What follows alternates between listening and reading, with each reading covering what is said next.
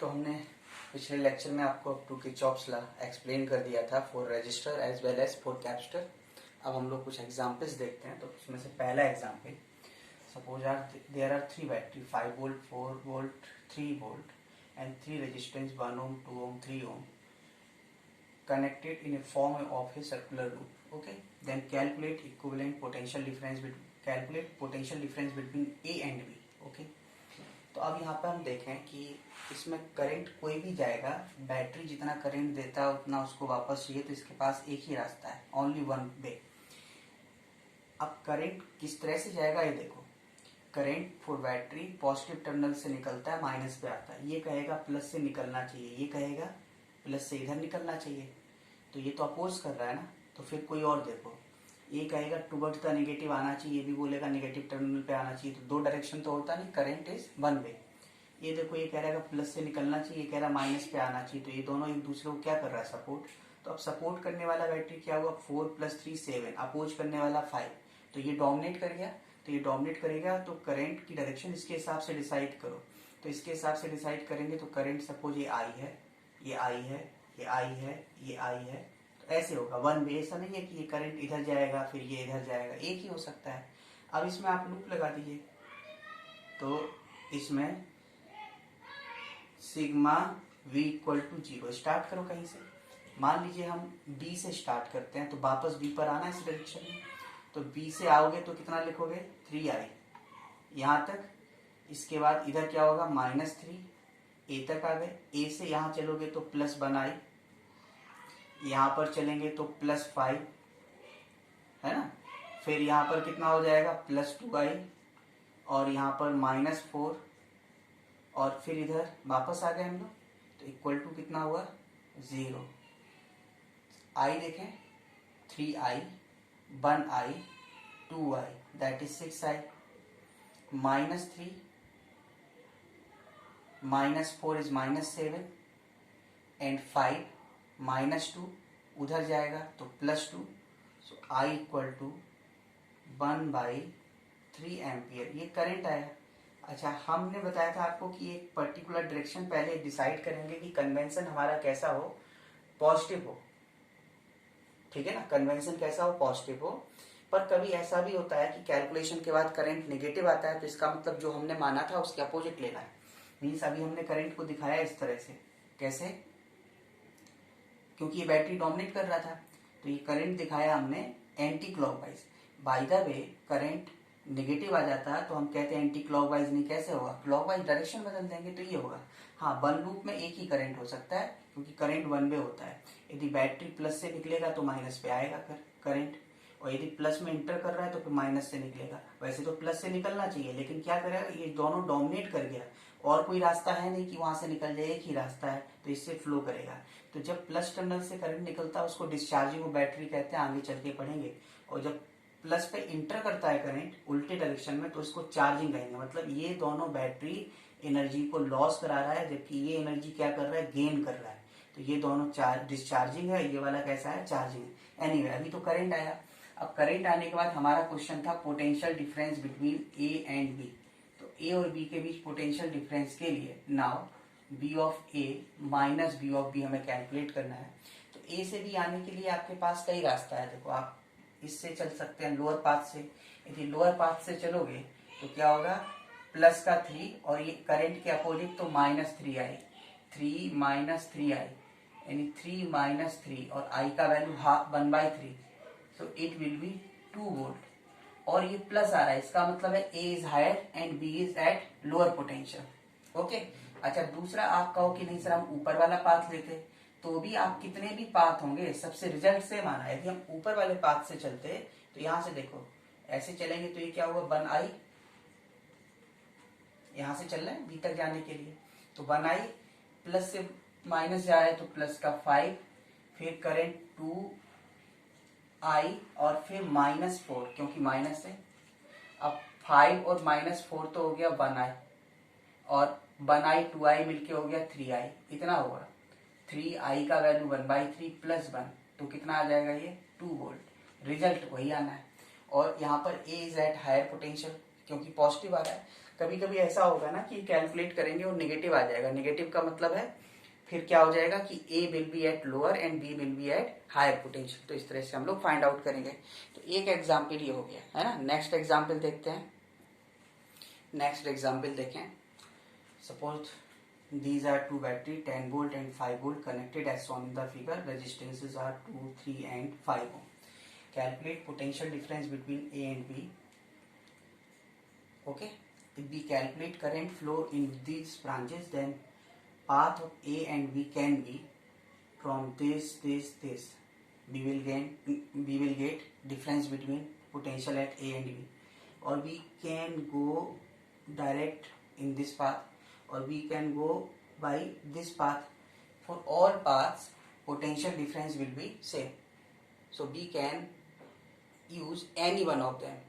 So first we should calculate current flow through arms. So here dominating battery is 10 volt, so we should start. So let current flow by this battery is I1. So current flow is I1, I1, I1. Here there are two paths. One can go from here, other go from here. But when current flow through this branch, this battery oppose this current, because ये खुद ही current को इस तरफ flow करा सकता है। तो हमने बताया था कि जब कोई रास्ता ना मिले, जैसे इसके पिछले वाले प्रॉब्लम में क्या था कि कोई पाथ का उसके पास ऑप्शन ही नहीं था, एक ही लूप है, इधर उधर जा ही नहीं सकता, या तो उससे फ्लो होगा या नहीं होगा। तो अब ये रोक रहा है, तो ये करंट I1 कहाँ आ गया, इधर आ गया। तो अब I1 आने का मतलब मान लीजिए इसने बैटरी I2 दिया करंट, तो I2 जब देगा तो यहाँ I1 आया, इधर I2 आया, तो by junction law this current will be I1 plus I2. So this current flow I1 plus I2, I1 plus I2. Battery of 5 volt gives I2 current, so it draws current I2 और rest amount I1. In I1 plus I2, I2 इधर चला गया, तो rest amount I1 goes by this. हमने बोला था कि आपको जो बैटरी जितना करंट देगा उतना ही उसको वापस चाहिए। तो देखो इसने I1 दिया था, तो यहाँ पे I1 आ गया। अब हमारे पास पाथ हैं बहुत सारे, अब जिससे भी आप सॉल्व करना चाहो, लूप लगा के और क्लोज पाथ है, और क्लोज पाथ हम इसको सॉल्व कर सकते हैं। जैसे हम इसका नंबरिंग ही कर लेते, मान लीजिए हमने ऐसे कह दिया, either you can use the closed path like A B C D E F A, or you can use, suppose this is loop 1 and this is loop 2. Arrow shows B should move along anti-clockwise. If we show like this, then clockwise direction. So loop 1, use Kirchhoff's loop law, sigma V equal to 0. Start from here, no drop, then battery comes, so minus 10, then 2I1, here 3I1, then battery से current है, पर जब हम ऐसे चल रहे हैं ना तो रेजिस्टेंस तो नहीं है। तो बताया था ना कि बैटरी को क्रॉस करोगे तो टर्मिनल, रेजिस्टेंस को क्रॉस करोगे तो करंट, कैपेसिटर को क्रॉस करोगे तो चार्ज, इसलिए ये क्या हो जाएगा, +5 बी तक आ गए, फिर then come again at this point, so it will be 0. Now 2I1 3I1 that is 5I1 equal to -5 that is 5. So I1 will be 1 ampere. अच्छा I1 आ गया। इसी तरह से लूप 2 लूप में अप्लाई करो, सिग्मा V इक्वल टू 0. तो sigma V equal to 0 ही स्टार्ट फ्रॉम दिस पॉइंट। तो जब आप यहां से चलेंगे, इधर चले तो माइनस से प्लस जा रहे हैं, तो -5, इधर आ जाओ, कुछ नहीं है, फिर इधर क्या है, +5 ऑफ I1 प्लस I2, वापस आ गए equal to 0. So I1 plus I2 equal to 1 ampere. If I1 is 1, I1 is 1, I2 equal to 1, it implies I2 equal to 0. That is current flow through this battery is 0 and current flow through this battery is I1 1 ampere. Okay, now Question is calculate potential difference between A and B. We have three paths. One this, one this, one this. For every path, potential difference will be zero. Suppose we move along straight path. So from A to B, first go across this resistance. So this will be 3I1. Then from here to here, that is plus 5. Okay, plus 2 minus, then plus 5. I1 is 1, 5, that is 8 volt. Plus means A will be at higher potential and B will be at lower potential. Okay, solution of this is, अब हम लोग next example देखते हैं.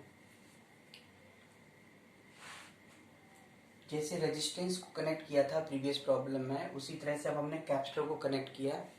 There are 3 capacitors, 1, 2 and 3 microfarad and 3 battery 10, 5 and 10. तो इसमें कैसे decide करें?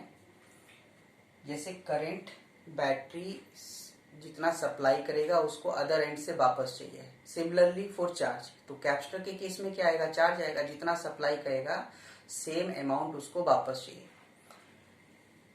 Start from this. ये प्लस टर्मिनल, ये प्लस टर्मिनल. ये बैटरी कहेगा ये प्लस होना चाहिए चार्ज, ये भी बोल रहा है प्लस होना चाहिए. तो क्या ये दोनों प्लेट पर प्लस होता है कैपेसिटर में? वो तो नहीं होता है. कैपेसिटर पे एक प्लेट पर प्लस होता है और दूसरे पर क्या होता है? माइनस.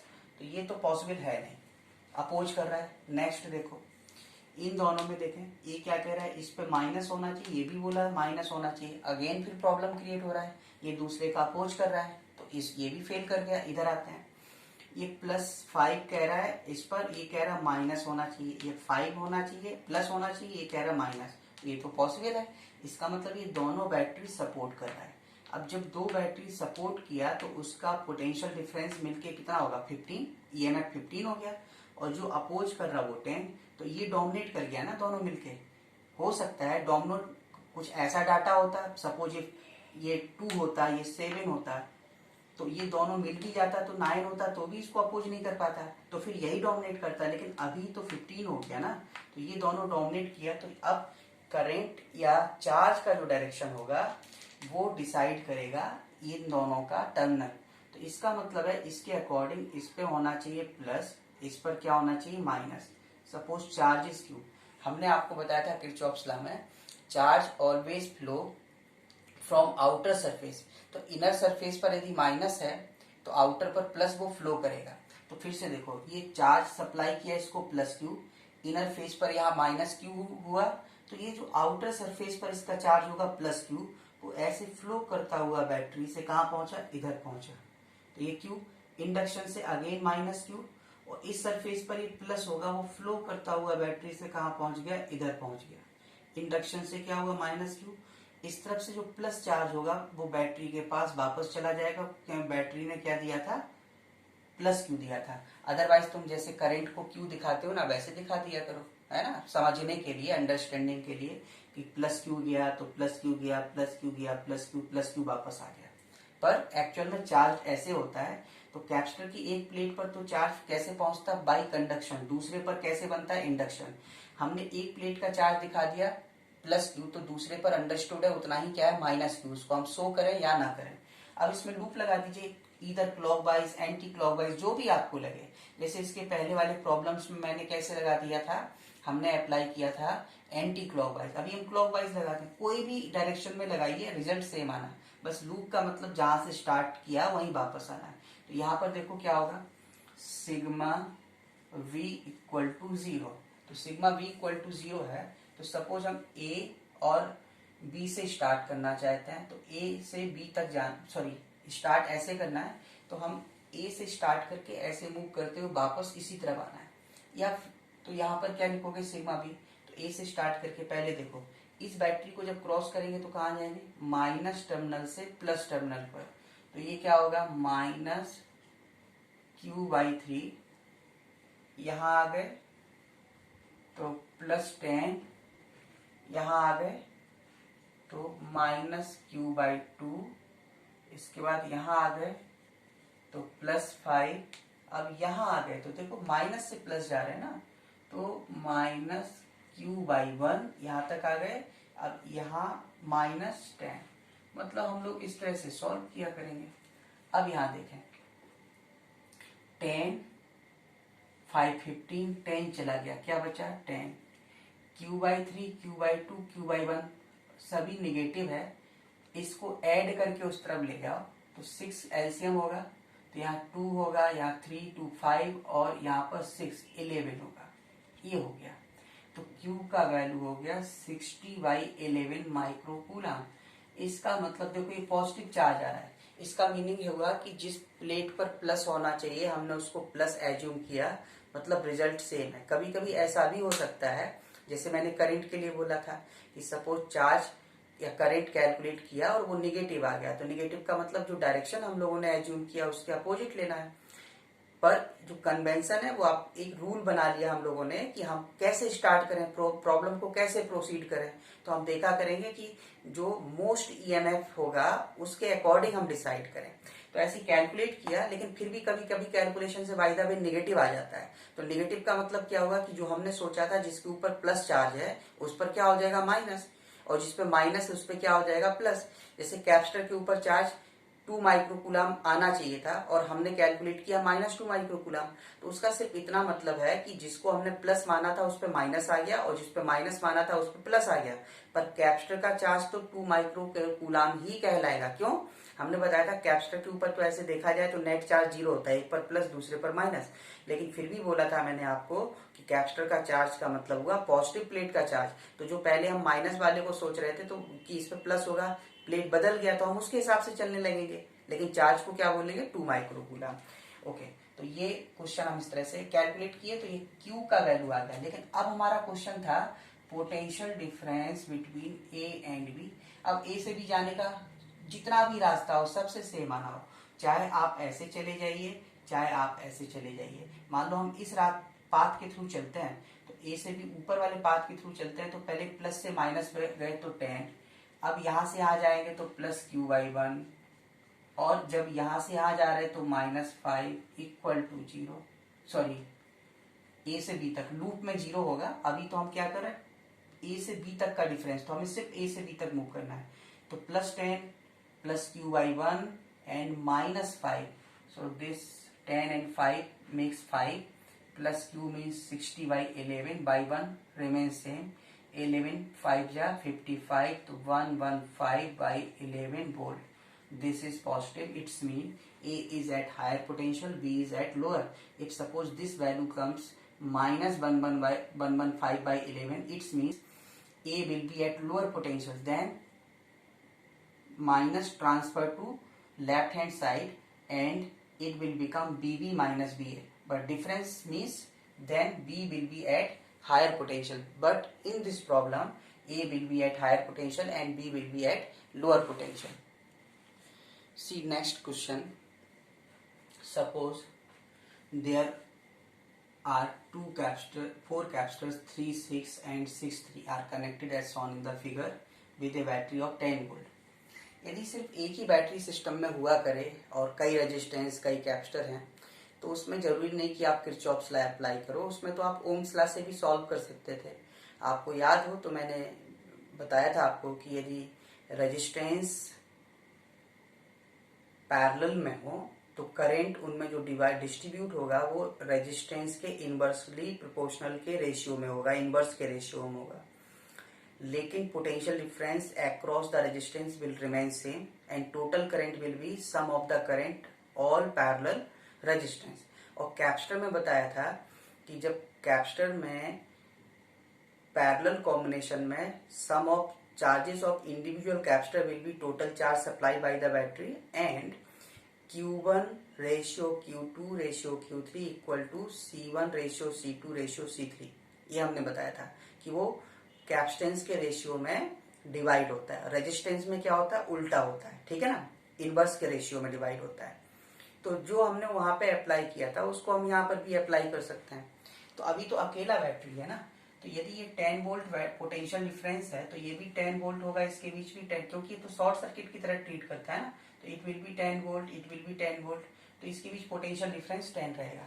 तो हम सिर्फ इस ब्रांच की बात करें, ऊपर वाले ब्रांच की, तो हम अपर ब्रांच की बात करें तो सपोज मैं ये कहता हूँ कि इस पे चार्ज कितना आया, Q1 आया, तो Q1, तो इस पर भी क्या आएगा, Q1 सीरीज में है ना, तो इंडक्शन से माइनस, और फिर वो चला जाएगा बैटरी के पास जैसे भी जाना है। लोअर ब्रांच में सपोज मैंने कहा कि इस पे चार्ज Q2 आया, तो इंडक्शन से माइनस, फिर इधर Q2 आया, इंडक्शन से यहाँ क्या आ जाएगा, माइनस। लेकिन जब इसके बीच का डिफरेंस 10 वोल्ट है, तो ऊपर के लिए Q1 के लिए क्या लिखे हैं, सिर्फ अपर ब्रांच का कैलकुलेट कर रहे हैं, तो सिर्फ इन दो की बात कर रहे हैं ना, तो ये दोनों तो सीरीज में है, और कैपेसिटर का सीरीज क्या होता है, आप ये लिखोगे ना, C इक्विवेलेंट भी, तो इन दोनों कैपेसिटर का सीरीज क्या होता था, 3 × 6 प्रोडक्ट बाई सम। रेजिस्टेंस में पैरेलल के लिए प्रोडक्ट बाई सम चलेगा, और कैपेसिटर में सीरीज के साथ 3 × 6/3 + 6 ये होगा। And potential across these two capacitors will be 10 volt into 10, so it will be 20 microcoulomb. Similarly Q2 again C equivalent भी, तो इन दोनों का देखो ये क्या है, इक्विवेलेंट सीरीज में है ना, तो 6 × 3/6 + 3 and voltage is 10 volt, so again 20 microcoulomb. It means charges will be same for all 4 capacitors, but our question is calculate potential difference between A and B. So we can move A to B by this path, or by this path, or by this path. For all cases answer will be same.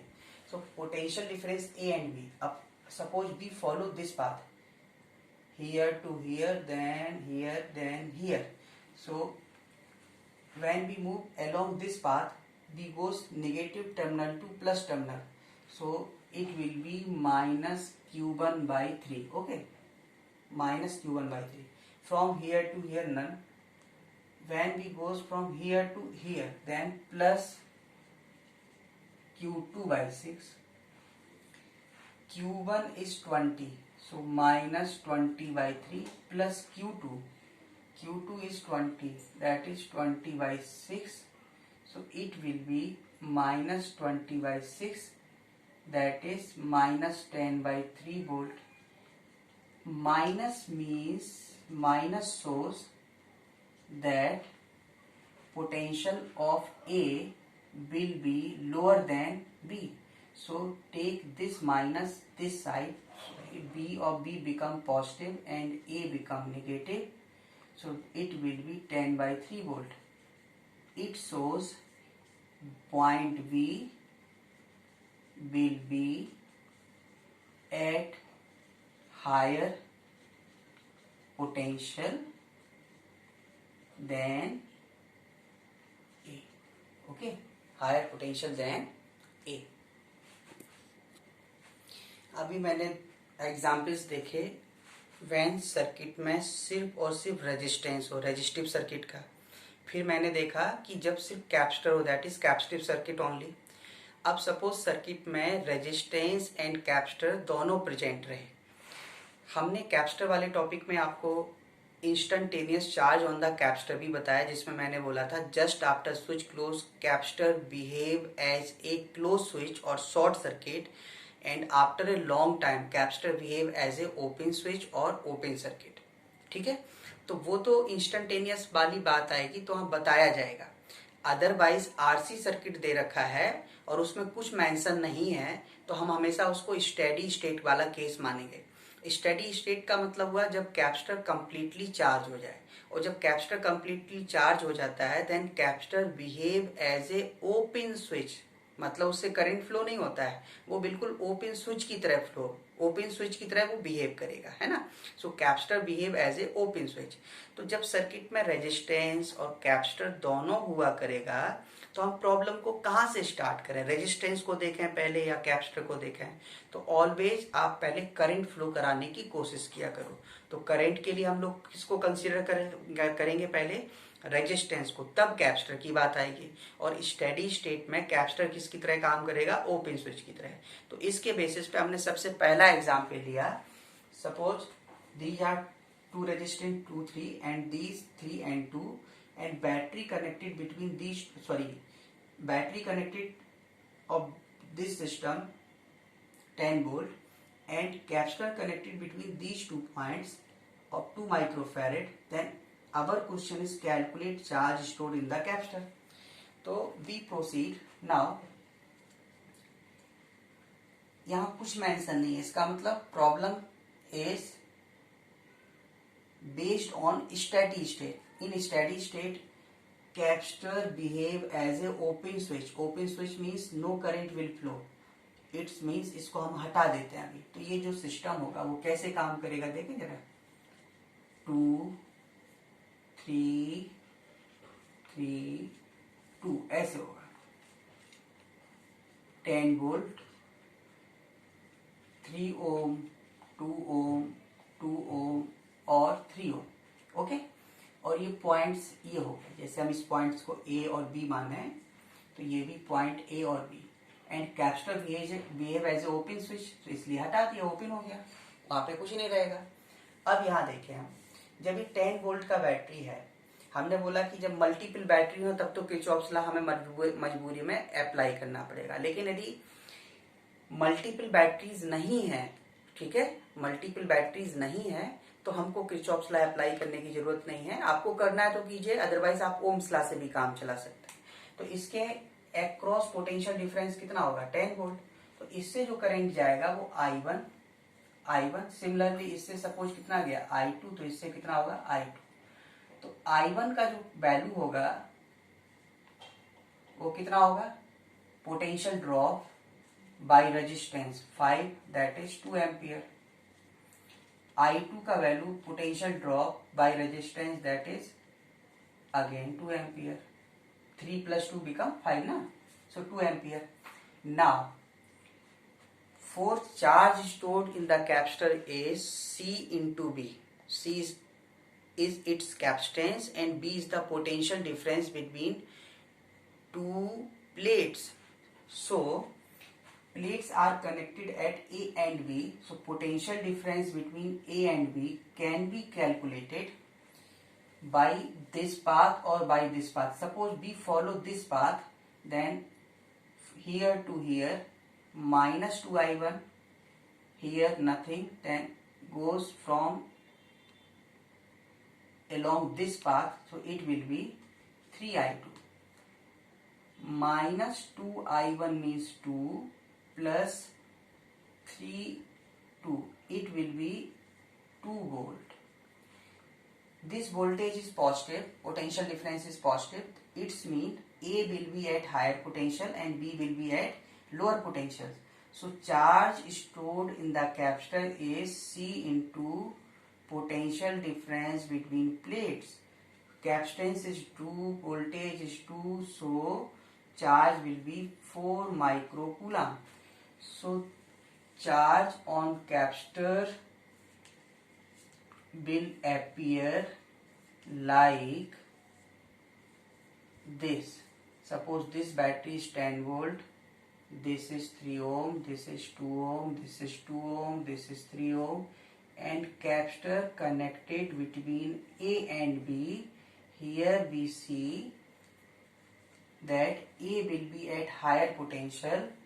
इसका मतलब है कि इस plate पर plus charge आएगा और इस पर क्या होगा माइनस, और उसका अमाउंट कितना है प्लस क्यू. सपोज यही वैल्यू -2 वोल्ट आता है कैलकुलेशन से. भाई प्रॉब्लम है, किसी क्वेश्चन में माइनस भी आ सकता है, तो वो माइनस हम यहाँ लेके जाते हैं, तो फिर बन जाता B of B minus B of A 2 volt. इसका मतलब B will be at higher potential.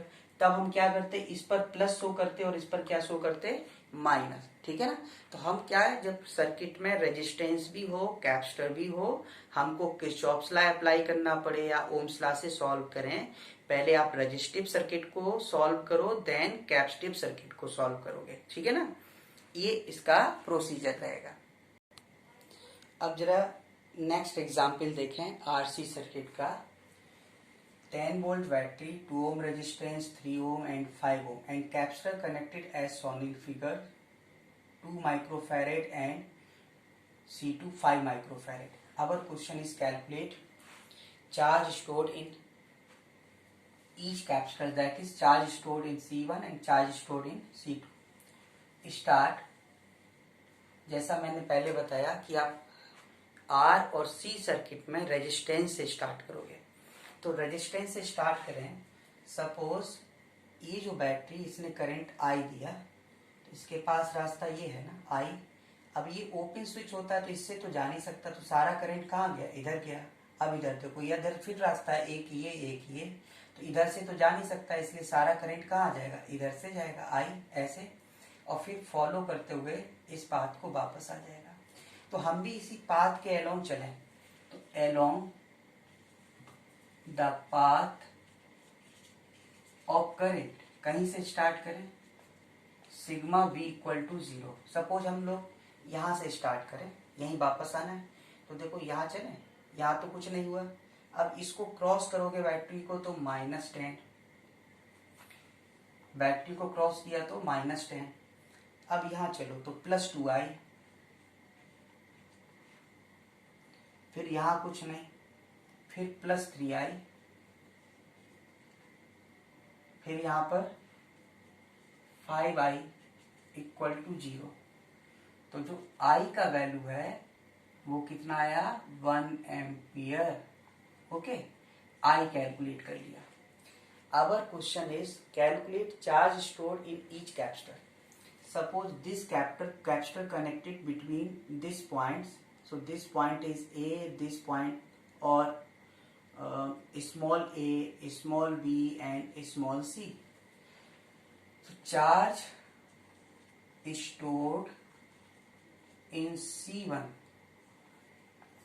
Suppose Q1, which is C1, and potential difference between plates connected between A and B. So potential difference is V of A minus V of B. V of A minus V of B can be calculated by this resistance. So this can be 3I1. Okay. So C1 is 2 microfarad, 3, and current is 1. I1 means I.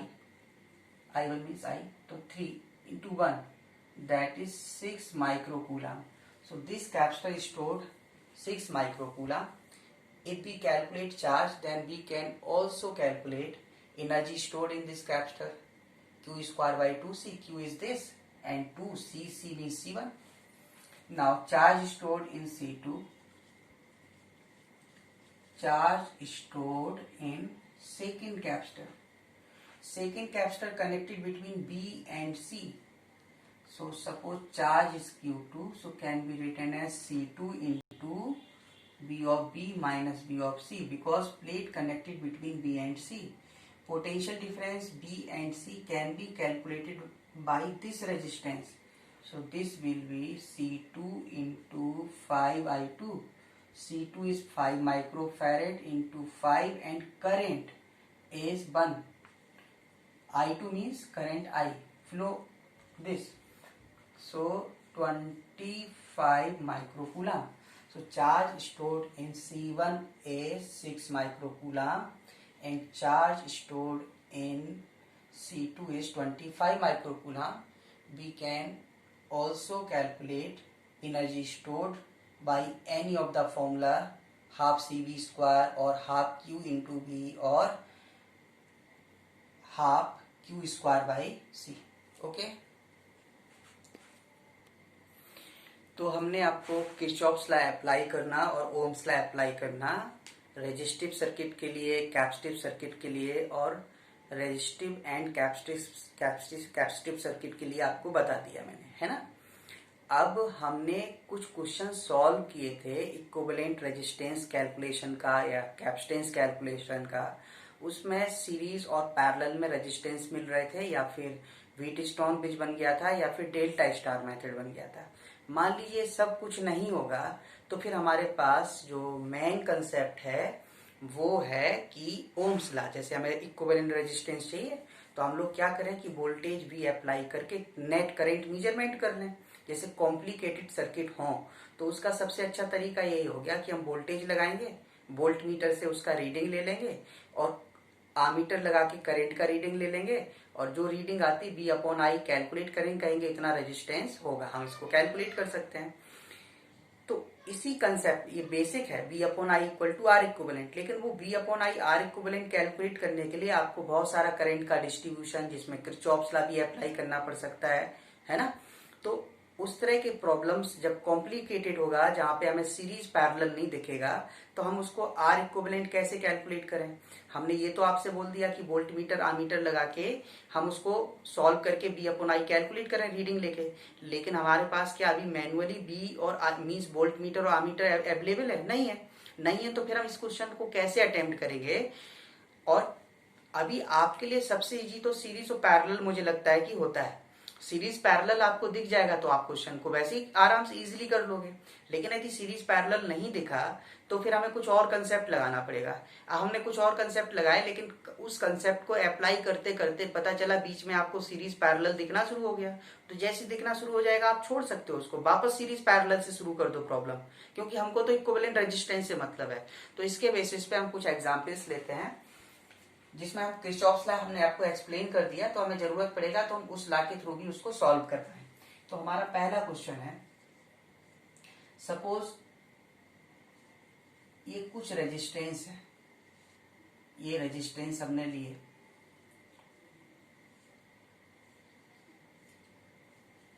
ये resistance हो गया। Suppose ये 1 ओम, ये कुछ भी है ऐसे, 2 ओम, 3 ओम, 4 ओम,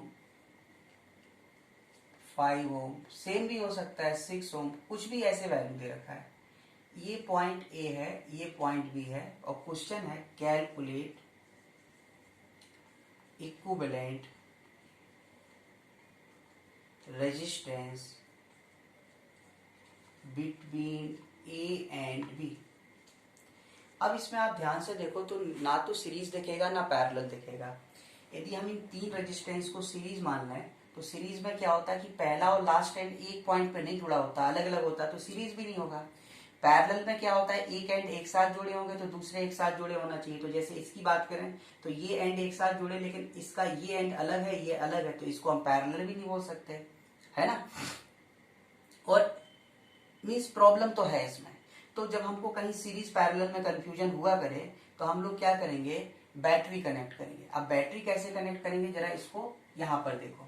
जैसे ये रेजिस्टेंस 1 ओम था, ये 2 ओम, ये जो भी रेजिस्टेंस है वो पहले आप लगा दीजिए, ये ऐसे कर दिया हमने, एंड 4 ओम, 5 ओम, 6 ओम।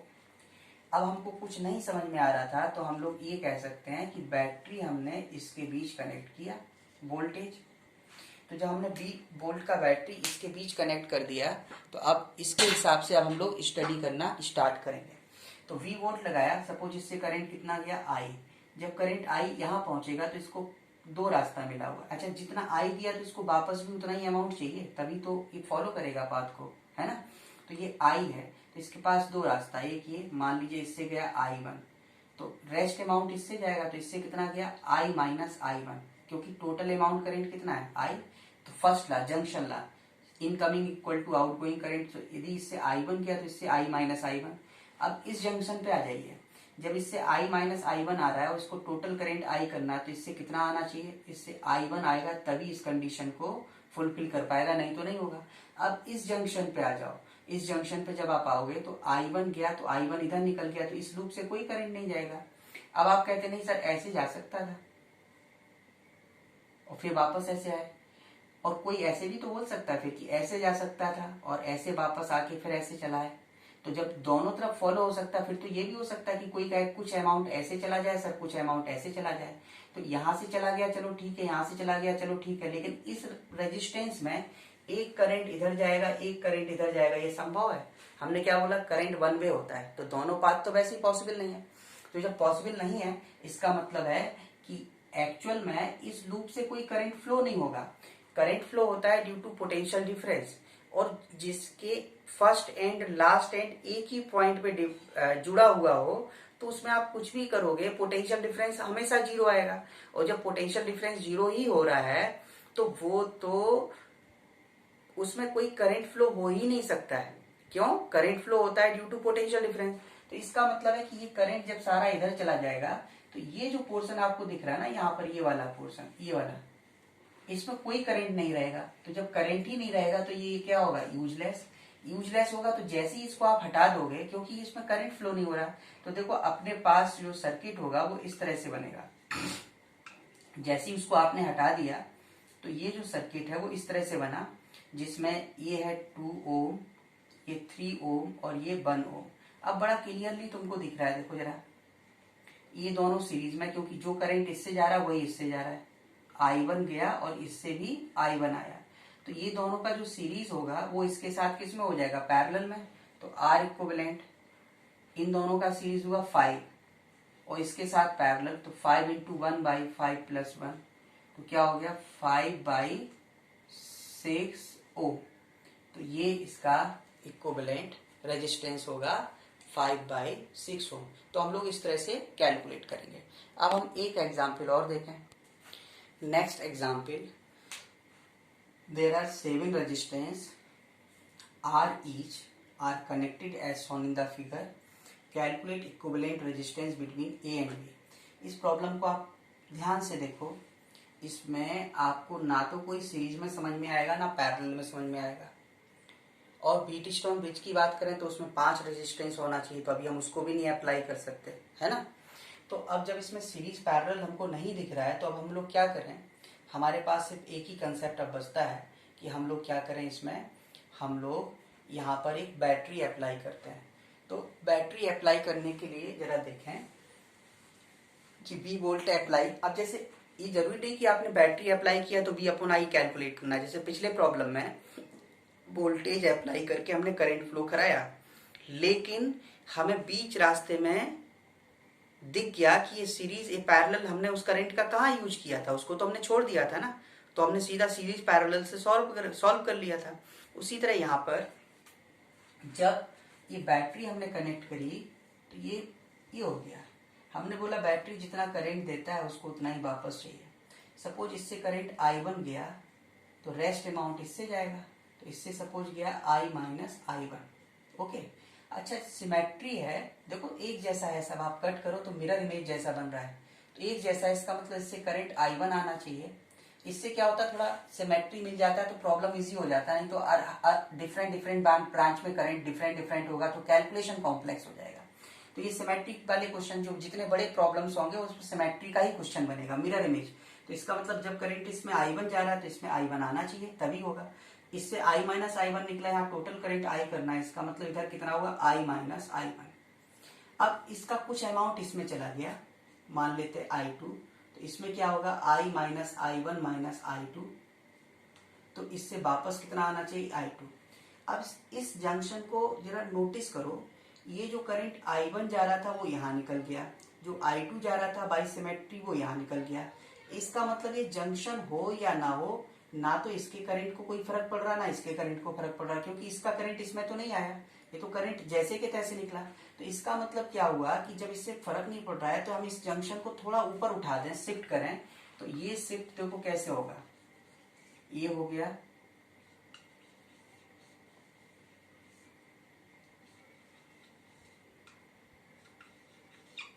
ये हो गया, इसके अलावा ये हो गया।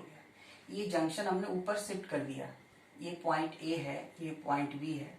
तो जो करंट इससे I1 जा रहा था वो यहाँ निकल गया, जो इससे I2 जा रहा था वो यहाँ निकल गया, चेंज नहीं हो रहा था। अब जैसे ही इसको हमने थोड़ा शिफ्ट कर दिया तो चाहे ये सिचुएशन हो चाहे ये सिचुएशन, करंट बिल्कुल सेम जाएगा।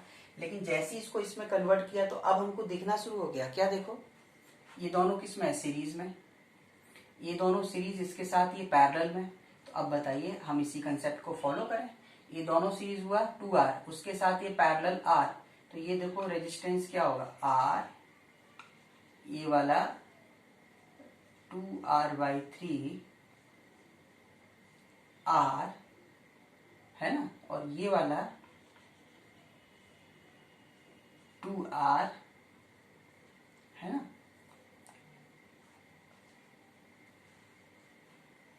ये हो गया, देखो। अब देखो ये तीनों किस में हो गया? सीरीज में। तो इसका सीरीज कितना होगा R+R+2R/3. तो series of this resistance is 8R/3 and this resistance is 2R. This point A, this point B. Now these two resistance are in parallel combination. So R equivalent will be, for two resistance in parallel we can use product by sum. 8R/3 into 2R upon 8R/3 plus 2R. So it implies R equivalent equal to 16R by 14R. 14. Okay.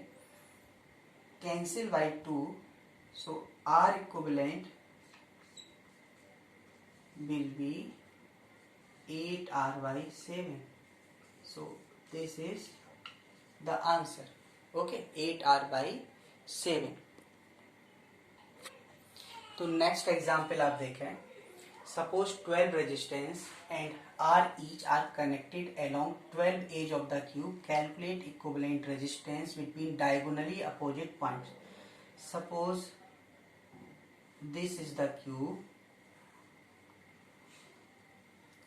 And 12 resistance connected along 12 edges of the cube. Okay, like this. Each resistance is R. Calculate equivalent resistance between diagonally opposite point, cubically diagonally opposite point. So this. तो start solving. Here ना तो कोई series दिख रहा है ना parallel दिख रहा है. तो हम लोग क्या करें, इसके पहले दो क्वेश्चन में सीरीज पैरेलल नहीं दिख रहा था तो हमने करंट फ्लो करा के देखा, लेकिन बीच रास्ते में कुछ अपने को ऐसा मिल गया कि सीरीज पैरेलल दिखना शुरू हो गया. तो उसको हम लोगों ने क्या कर दिया, छोड़ दिया था, सीरीज पैरेलल से सॉल्व कर दिया. नहीं होता तो B/I कैलकुलेट करेंगे. तो अब देखो इसमें क्या हो सकता है, इसको जरा देखें. तो सपोज ये रेजिस्टेंसेज हैं, हमने क्या किया, इसमें बैटरी कनेक्ट कर दी. बैटरी कनेक्ट की 20 वोल्ट का. तो इसने करंट सपोज कितना दिया, I. तो इसके पास वापस आना कितना है, I. तो यहाँ 3 पाथ है. तो उस 3 पाथ से देखो कैसे करंट जा सकता है, 1 2 3 और 1 2 3 और 1 2 3 और 1 2 3 और 1 2 3. मतलब यहाँ से जो करंट डिवाइड होगा वो सिमेट्रिकल फॉर्म में डिवाइड होगा क्योंकि इक्वल पार्ट है. तो इसका मतलब यदि इससे करंट I1 गया तो इससे भी I1, इससे भी I1, क्योंकि बराबर पार्ट में पहुंच रहा है वहां पे. तो इसका मतलब 3I1 इक्वल टू I. तो I1 कितना होगा, I/3. इसका मतलब हुआ कि इससे करंट I/3 जाएगा, इससे I/3 जाएगा, इससे I/3 जाएगा. अब इधर आते हैं. तो सिमेट्री है तो जैसे जा रहा है वैसे वापस आना चाहिए. तो इससे I/3, इससे I/3 और इससे भी I/3 आएगा. ओके, तो ये हो गया. लेकिन अब जरा इस पॉइंट पे आइए. ये जो करंट I/3 पहुंचा, अब इससे करंट निकाल के आपको यहाँ पहुंचाना. तो इसके पास दो रास्ता है, 1 2 1 2. इसका मतलब क्या होगा कि यहाँ I2 और I2 गया तो 2I2 इक्वल टू I/3. तो इसका मतलब I2 का वैल्यू क्या होगा, I/6. हाफ हाफ डिवाइड हो जाएगा. बस हमको एक रास्ता मिल गया A से B जाने का. इस पॉइंट को C मान लिया, इसको D मान लिया. अब हमें इसमें सीरीज पैरेलल अभी हमें कुछ नहीं मिला कि हम इसको सेपरेट कर पाए. तो अब हम लोग क्या कर सकते हैं कि path A to C to D to B, इस पाथ को फॉलो करें. तो potential difference between A and B, इस पाथ को फॉलो करोगे तो A से C चलें तो ये हो गया I/3R. C से D चलें तो I/6R. एंड D से B चलें तो I/3R. This potential difference equal to V, which apply, and sum of this, suppose 6 take LCM, 2 plus 2 plus 1, so 5IR. Okay, 5IR. So now V/I equal to 5R/6. V/I means if we apply voltage, current flow through it is I, so R equivalent become 5R by 6. So equivalent resistance will be 5R by 6. Okay. Now see next example. Suppose there are 12 resistors R each connected along 12 edge of the cube. Calculate equivalent resistance between diagonally opposite point of face of the cube. तो पहले cubicle face के along निकाला था, पहले cubicle diagonal के along निकाला था, अभी फेसियल डायगोनल के अलोंग निकाला। अभी भी सीरीज पैरेलल नहीं दिख रहा है, तो अब आप क्या करो, फिर से वही बैटरी कनेक्ट करो। तो बैटरी कनेक्ट कर दिया हमने। सपोज करंट इससे आई गया, तो इसको वापस कितना चाहिए, आई चाहिए। ओके, बैटरी 20 वोल्ट का अप्लाई किया। यहाँ से देखो 1 2 1 2 और इसके लिए 1 2 3 4 1 2 3 4 अलग बात है, लेकिन इन दोनों का दिख रहा है कि इससे जो करंट जाएगा वो एक जैसा है, सिमेट्रिकल। तो सपोज करंट इससे I1 गया तो इससे भी I1 गया, तो रेस्ट अमाउंट किससे जाएगा, इससे जाएगा, I माइनस 2I1, ये हो गया। तो जब सिमेट्री है ही, आप देखो इसको ऐसे मिरर इमेज बनाओ, तो फिर इससे आना कितना चाहिए, इधर I1 आना चाहिए, इससे I1 आना चाहिए, और इससे कितना होना चाहिए, I माइनस 2I1। ओके, इतना जब हम कुछ करेंगे तो अभी तो बहुत सारे ब्रांचेस बचे, अभी करंट फिर डिवाइड होगा, कुछ इधर जाएगा, कुछ इधर, कुछ इधर जाएगा, कुछ इधर, मतलब ये करंट फिर से देखो यहाँ पहुंचाने के लिए एक इस पाथ के थ्रू पहुंचेगा, एक इस पाथ के थ्रू, तो ये हो सकता है कि इक्वल इक्वल डिवाइड हो जाए, ऐसे कुछ कंडीशन हो सकती है। लेकिन वो सब करने के पहले अचानक से देखा इसको, तो देखो इस पॉइंट पर, ये पॉइंट देख रहे हैं ना आप, इस पॉइंट को आप नोटिस करो जरा, इससे करंट I1 गया और ये I1 निकला। इस पॉइंट पर यानी इस जंक्शन पर तीन करंट्स हैं, 1 2 और एक ये हो सकता है, लेकिन हमको ये पता है कि इनकमिंग करंट बराबर आउटगोइंग करंट। तो इस पर यदि ये I1 है और I1 निकल गया, तो इस ब्रांच से ना तो करंट आएगा ना जाएगा। यदि करंट आ रहा हो रहा था तो ये वैल्यू ज्यादा होती, यदि करंट इससे ऊपर निकल गया होता तो ये अमाउंट कम होता, लेकिन जितना गया उतना ही निकल गया, तो इसका मतलब इस ब्रांच से करंट कितना हो गया, 0। इसका मतलब इस ब्रांच से कोई करंट फ्लो नहीं हो रहा है। किसी बैटरी लगाने के बाद भी किसी रेजिस्टेंस से यदि करंट फ्लो नहीं होता है तो उसको हम लोग रिमूव कर सकते हैं, तो इसका मतलब इसको हटा सकते हैं। इसी तरह यहाँ पर आप जब करंट इससे I1 गया, इधर I1 निकल गया, तो इसका मतलब फिर वही सेम सिचुएशन इसके साथ, इसका मतलब इससे भी कोई करंट नहीं आ सकता, इस ब्रांच को हम लोग रिमूव कर सकते हैं। तो जैसे ही आप इसको रिमूव करोगे तो देखो ये सर्किट ऐसे दिख रहा है हमें, ये हो गए R R R R, ये दोनों हट गए, और फिर इधर ये नीचे है, फिर वही ये हो गया, ये पॉइंट A और ये B, ये सब क्या हो गया, R R R। अब फिर से ध्यान दो जरा, तो ये बिहेव ऐसे करने लगेगा सर्किट, क्योंकि इन दोनों को हटा देंगे, करंट ही नहीं फ्लो हो सकता। अब जैसे हमने ये पिछले वाले में नहीं दिख रहा था तो हमने B/I कैलकुलेट किया था, लेकिन इसमें तो दिखना शुरू हो गया। देखो बैटरी यहाँ कनेक्ट की ना, अब देखो दिख रहा है ये दोनों सीरीज, ये सीरीज आपस में पैरेलल, तो R और R का सीरीज 2R, और फिर आपस में पैरेलल तो कितना होगा, R, 2R into 2R upon 2R plus 2R। Same condition here. तो ये जो क्वेश्चन है, ये देखो क्या बनेगा, ये वाला रेजिस्टेंस हुआ R, इन 4 रेजिस्टेंस का रिजल्टेंट हो गया R, इसके बाद ये रेजिस्टेंस है R, सिमिलरली ये जो रेजिस्टेंस कॉम्बिनेशन है 2R इन पैरेलल, तो अगेन R।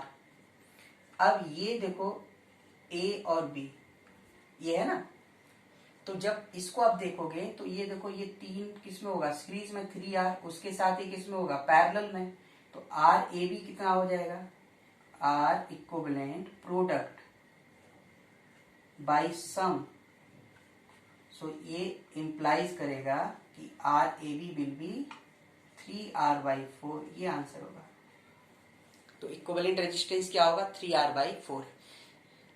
बिल्कुल सेम सिचुएशन में हम कैपेसिटर के भी प्रॉब्लम सॉल्व कर सकते हैं। यदि यहाँ पे रेजिस्टेंस की जगह 12 एज के अलोंग कैपेसिटर जुड़े होते तो भी हम इसको ऐसे ही अटेम्प्ट करते। यहाँ पर पोटेंशियल डिफरेंस IR लिखते, वहां पे क्या लिखते, QIC, जो यहाँ करंट फ्लो कराया वहां पे क्या करते हैं हम लोग, चार्ज फ्लो कराते, लेकिन क्वेश्चन को सॉल्व करने का मेथड यही होता और क्वेश्चन भी ऐसे ही हम उसको अटेम्प्ट कर सकते थे। ठीक है ना। Now metre bridge. Metre bridge is the application of Wheatstone bridge.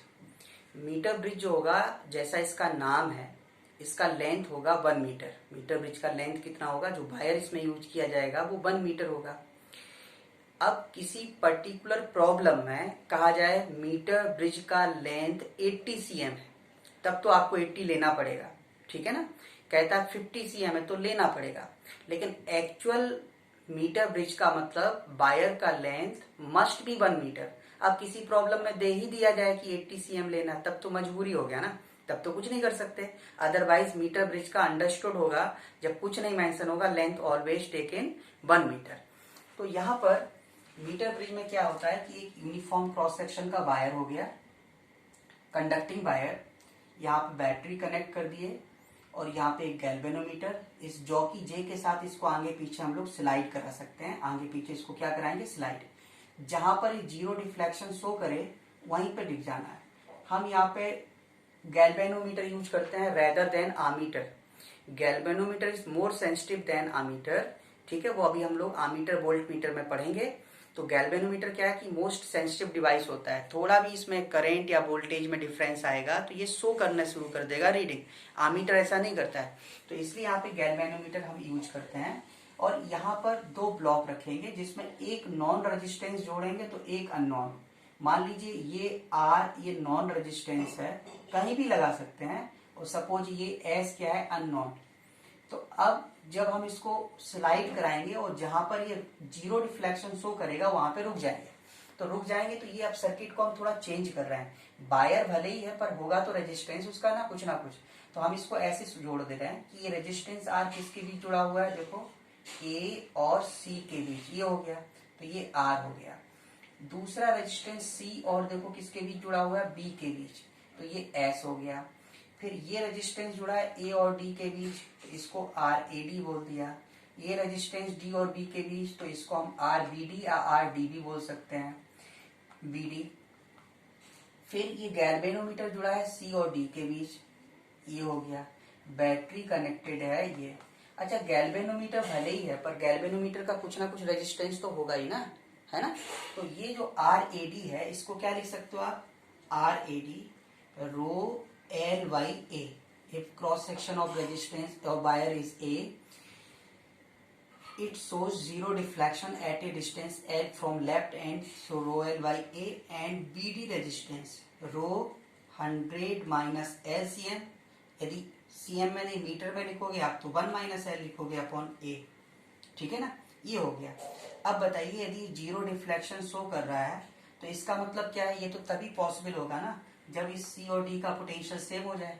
C और D का पोटेंशियल सेम होने का मतलब क्या होता है कि no current flow will through this resistance which connected between C and D. Galvanometer है पर बना तो किसी क्वाइल से होगा, क्वाइल का कुछ ना कुछ तो रेजिस्टेंस होगा ना, तो इससे करंट फ्लो नहीं हो रहा है। इसका मतलब हुआ कि ब्रिज बैलेंस हो गया, और ब्रिज बैलेंस होता है तो क्या लिखते थे अपन, P upon Q equal to R upon S. तो ये आर अपॉन एस और यहाँ पे क्या आ जाएगा, R A D upon R B D. तो R upon S equal to R A D है, आर बी डी है, डिवाइड करो तो ये हो गया L upon 100 minus L। S unknown है तो क्रॉस मल्टीप्लाई करोगे तो R into 100 minus L upon L। इस तरह से हम वैल्यू निकाल देंगे। यदि ये नॉन होगा, अननोन हुआ, ये नॉन हुआ तो ये रेशियो बदल जाएगा। तो हम तो सर्किट बना लेंगे तो हम लोगों को खुद दिख जाएगा। ठीक है ना। तो इस तरह से हम लोग क्या कर सकते हैं, इसमें मीटर ब्रिज से रेजिस्टेंस कैलकुलेट कर सकते हैं।